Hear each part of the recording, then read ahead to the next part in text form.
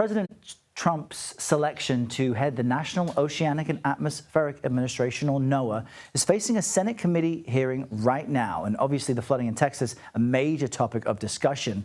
Earlier this hour, we heard from Senator Ted Cruz. And moments ago, ranking member Senator Maria Cantwell also spoke. Responders did everything that they were asked to do in response to this flood.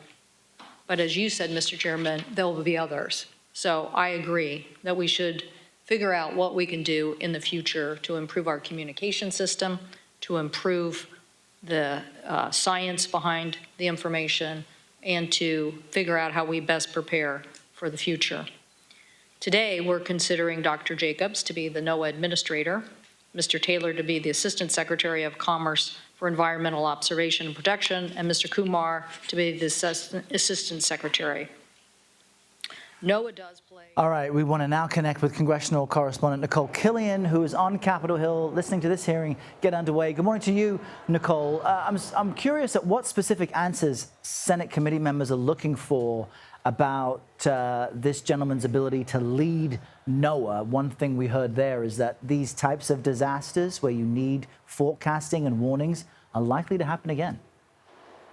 Yeah, that's right. And that was certainly something that Senator Ted Cruz, who is leading this hearing, also expressed concerns about, also just getting quite emotional in this hearing, saying that our collective hearts are broken at what has happened in his state. But look, you know, this is by and large a nomination hearing for Dr. Neil Jacobs and other officials. In the case of Neil Jacobs, it is to lead NOAA. And so, yes, while we do expect this issue of staffing cuts and the future of climate forecasting to come into play in this hearing, a lot of this is just bigger picture in terms of how he would lead the agency. Now, he did tell the panel a short time ago that if he is confirmed, he wants to return the United States to becoming a leader in global forecasting capability. But as you heard very sharply from Senator Cantwell there, her biggest concern, and certainly the concern among many Democrats on that panel, is how do you do that, though, if you're cutting key components of the agency? And many of our viewers may not be familiar with Neil Jacobs and his past leadership roles and what he's done. Anything notable from his background?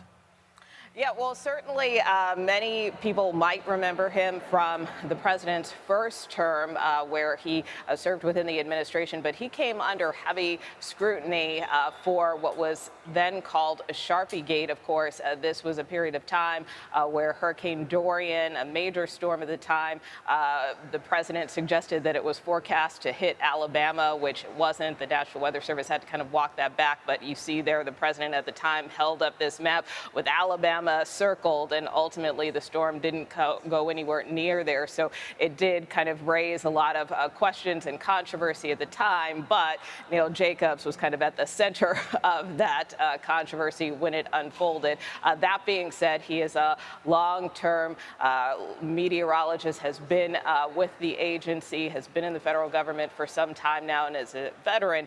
So from that standpoint, that is what he tried to talk up in this hearing, his experience with respect to not only forecasting, but also with respect to the oceans. He says that's where he feels most comfortable, but also, you know, working to get the nation's fisheries up to speed and more competitive relative to its global partners. So those are some of the things he tried to point out as far as making the case for his confirmation. Yeah, and we'll continue listening in to this confirmation hearing and bring our viewers anything that jumps out. Nikole Killion, great to chat with you. Thanks so much. You bet.